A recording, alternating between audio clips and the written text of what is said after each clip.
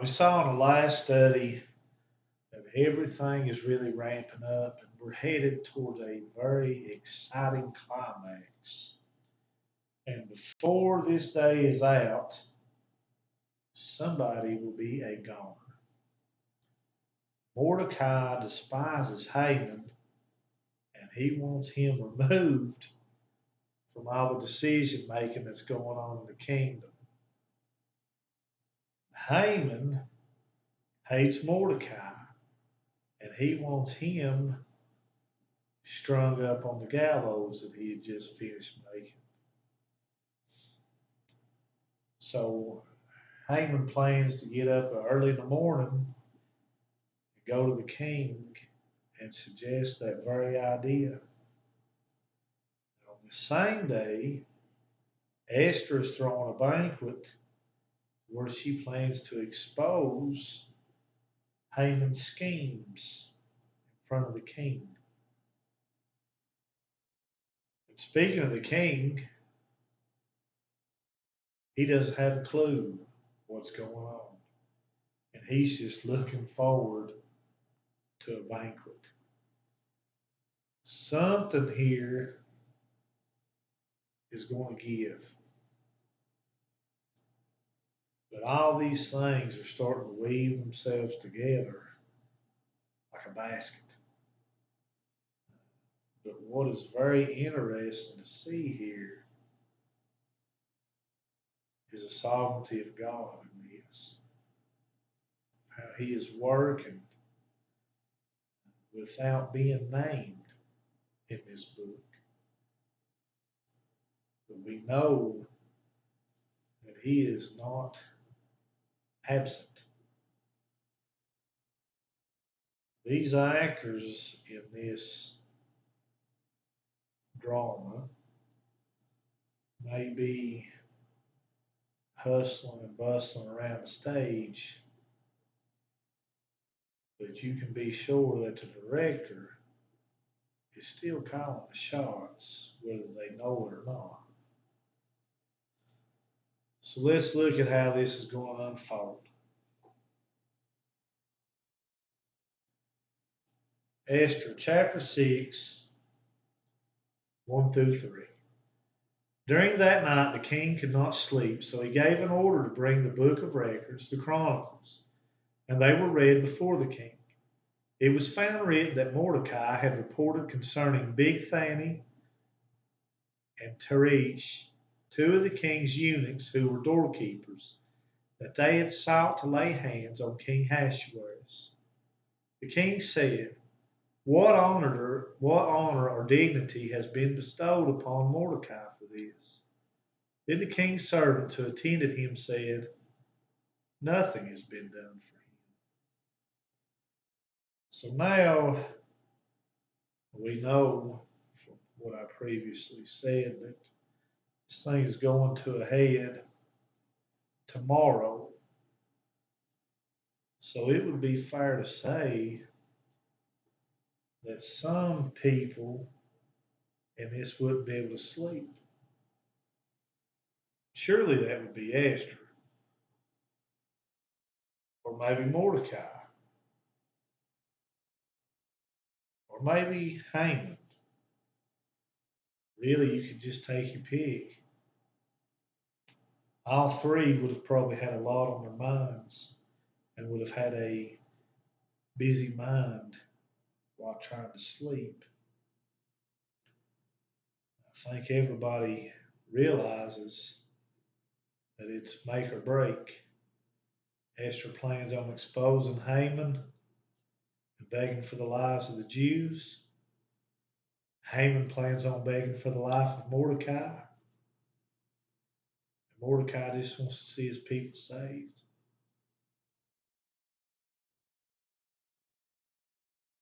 So out of everybody in this story, the king should be the one that would be sleeping well because he is blissfully unaware of the things that are unfolding and are right in front of him now. he should already be in his REM state of sleep. But of all the nights that he couldn't sleep, it had to be this one. So I would imagine that he tried to sleep, but everything he tried failed. Maybe he had some chamomile tea, counted a couple of sheep, maybe a glass of hot milk, but nothing worked. So what would you do in this situation? Well, I know. We'll get the book of records and have it read to us, because if anything would put us to sleep, surely that would be it. So, this is exactly what he did. I guess he figured that if he couldn't sleep, neither would the servant who had to read it. So, exactly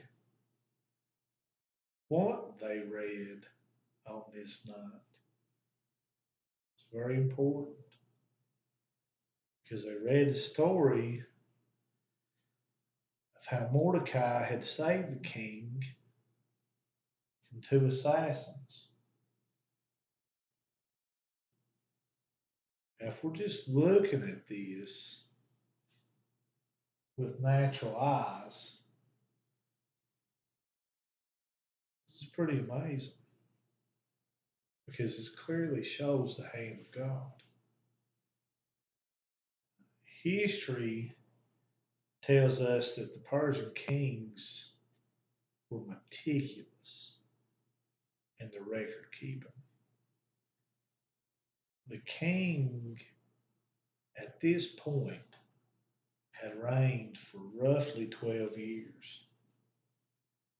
So anything in that time period could have been read. So what did they read? They read something that would be absolutely huge on what would transpire the next day. And it's also mentioned that when the king asked what honor has been bestowed on Mordecai for this, they say nothing.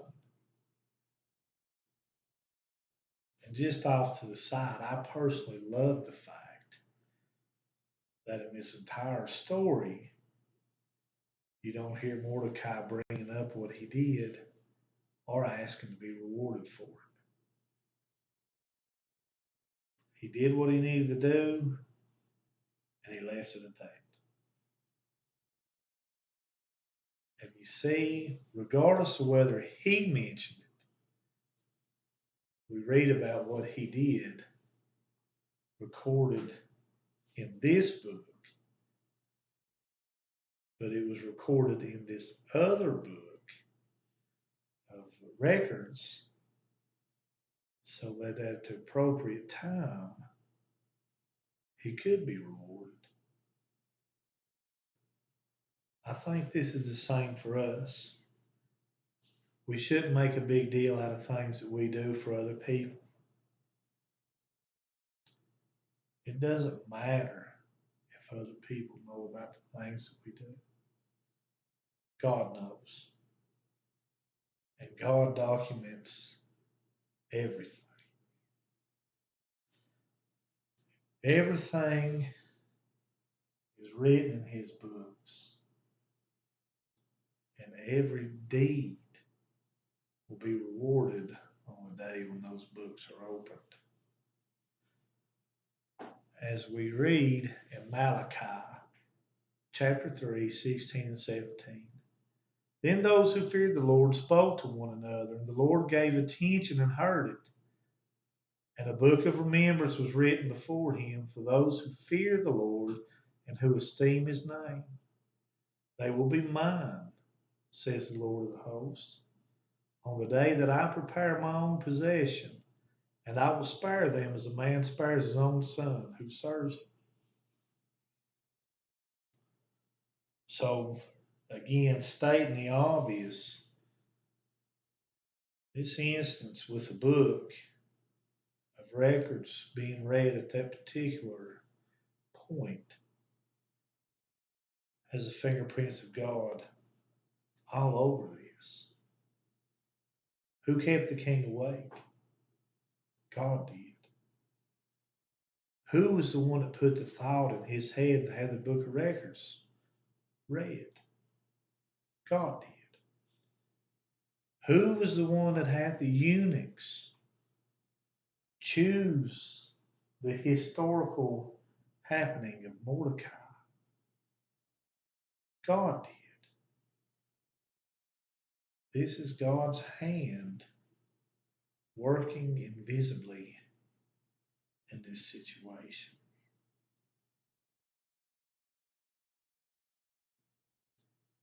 We shouldn't find ourselves thinking that this is something that God used to do either. God is still in the business of setting up circumstances and meetings in the lives of believers today. So the question is have you experienced that in your life? Have you seen the invisible hand of God working in your life?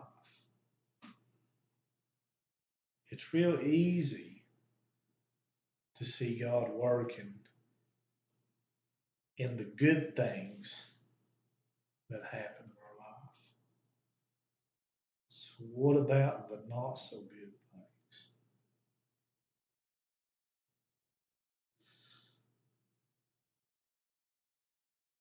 Because the fact is that sometimes it comes to believing that God works things together for our good, that we need to accept that He does this with all things, but not all things are what we deem to be good. There are so many injustices in this world, so many sinful things that sometimes even God's most devoted, strongest followers have bad things happen to them.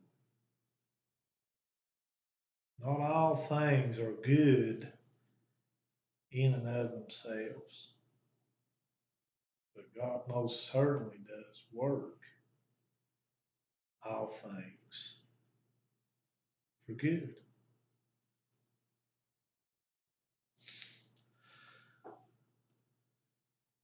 Esther chapter 6, 4 through 9. So the king said, who is in the court?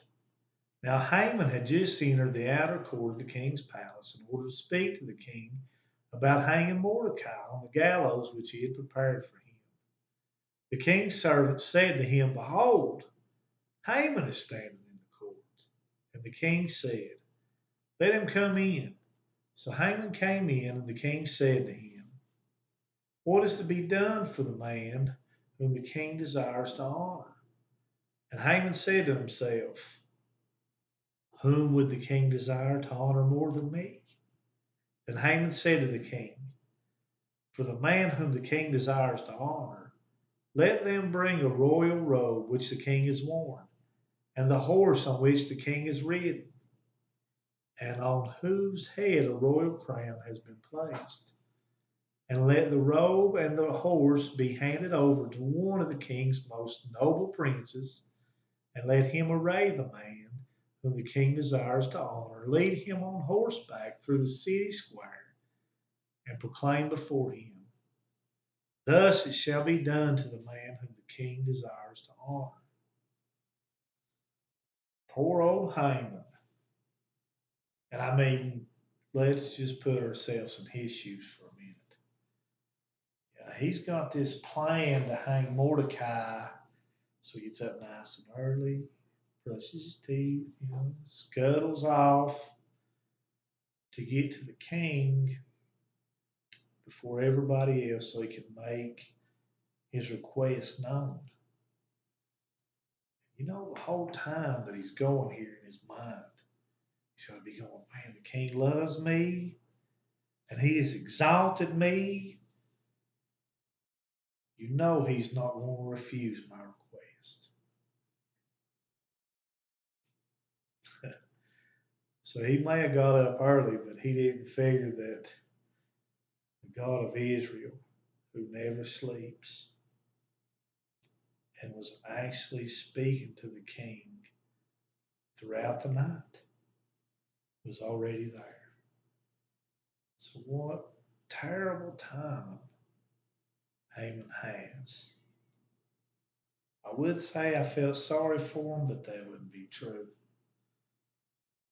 So Haman comes in, and the king wants to know what should be done to the one who the king wants to honor.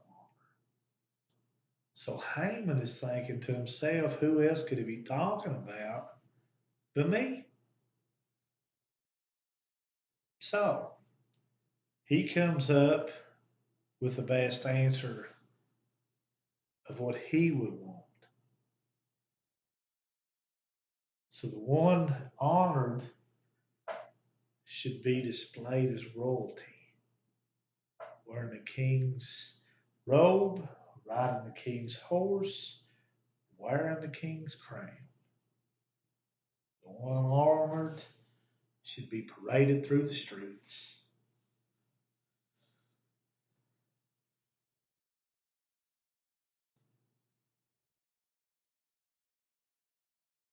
So let me say,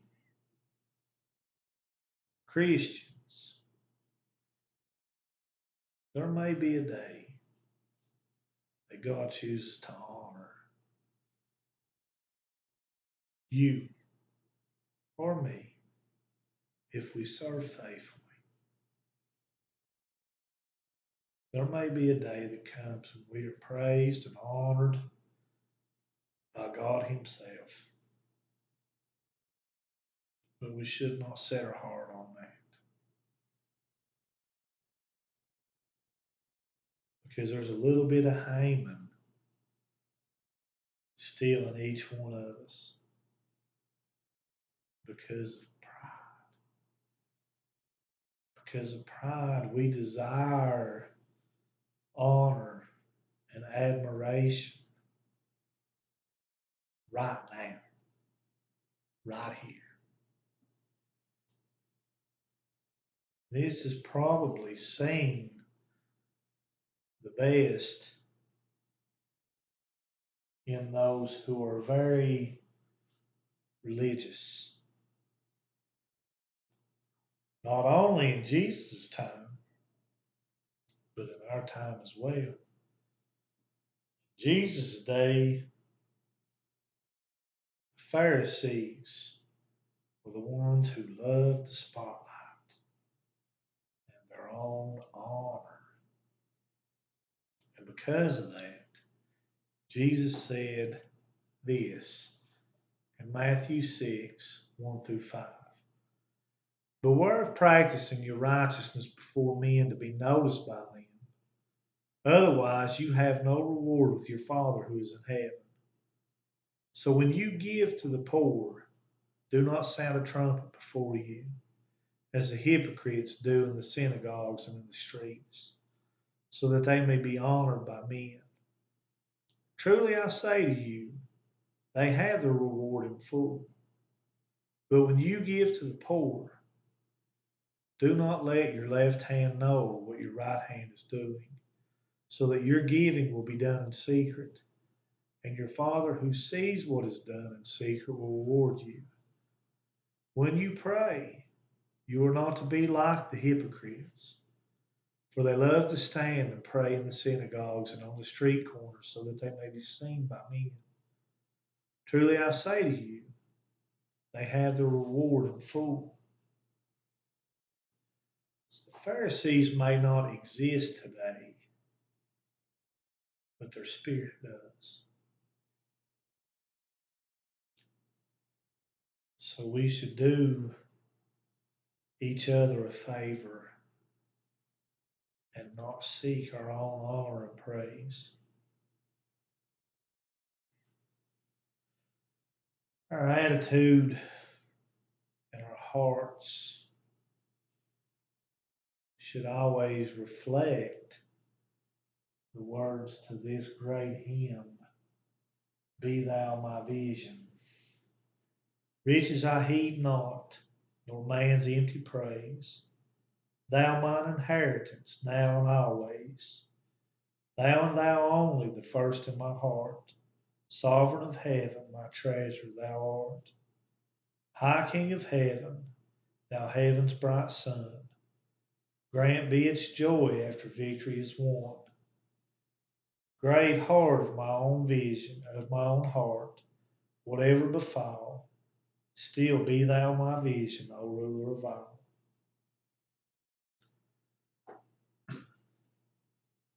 Esther chapter 6, 10 through 14. Then the king said to Haman, Take quickly the robes and the horses as you have said, and do so for Mordecai the Jew, who is sitting at the king's gate. Do not fall short in anything of all that you have said. So Haman took the robe and the horse and arrayed Mordecai, and led him on horseback through the city square and proclaimed before him, Thus it shall be done to the man whom the king desires to honor.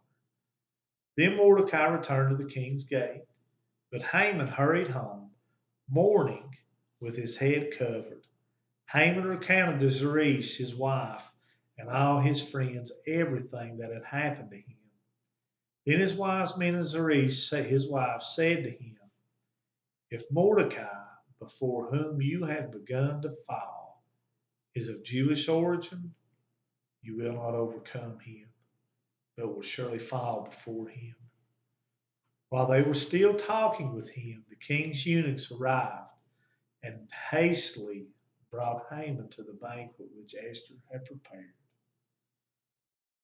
So, oh boy, wouldn't you have loved to have been a fly on the wall that day?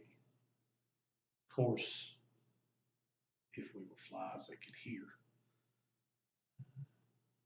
I believe that you could have heard the noise of Haman's heart hitting the ground.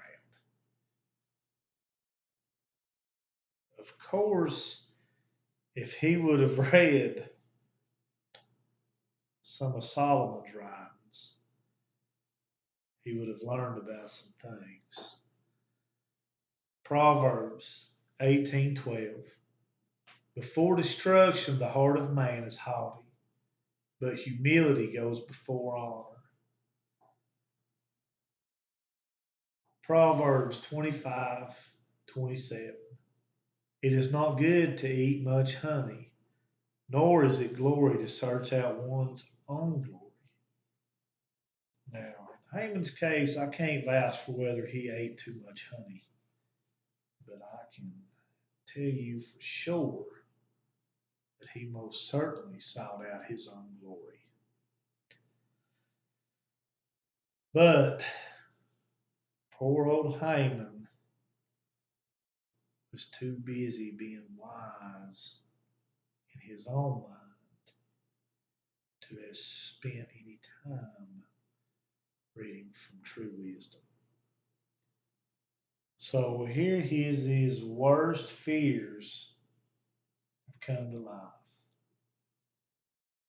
Can you imagine how tight that smile was when on the inside he was raging?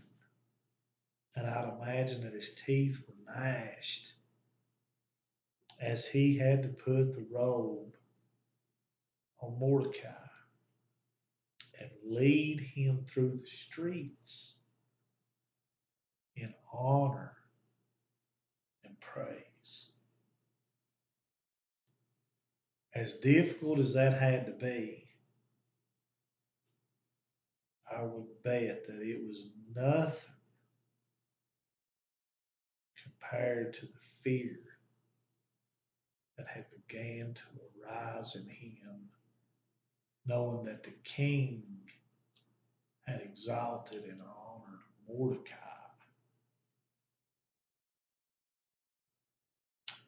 So maybe, like some of us dumber men, he could count on some wisdom from his wife. Maybe not. So when he gets home,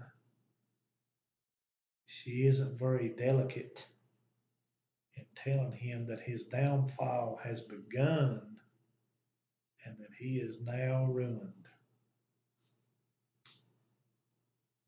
Good news from the wife. Now, I've been having a little bit of fun with this. I have. But it's hard to read this story and not think about the condition and the ruin of mankind in general. How many people spend their whole life seeking out fame, fortune, and glory, only to find that all these things lead to their own downfall and their own eventual doom? How many people are like Haman and they don't realize how close that day is?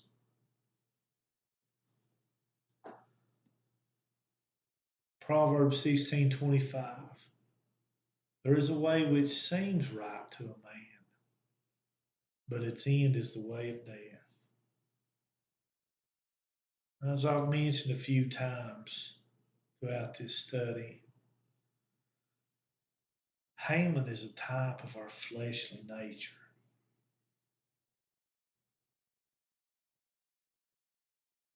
For people who are ruled by their flesh, everything is all about them, and it's all about the here and the now. There is no wisdom seen for the things that are to come. But Jim Elliot said, he is no fool who gives up what he cannot keep to gain what he cannot lose. In Hosea 14:9, whoever is wise, let him understand these things. Whoever is discerning, let him know them. For the ways of the Lord are right, and the righteous will walk in them, but transgressors will stumble in them. So in the next study, we will see what becomes of Haman, because he is still on his way to the banquet. So maybe Haman can use his influence to turn the tables on Mordecai. Maybe the queen might be on his side because she did invite just him to the banquet with the king. Or maybe not. Until next time.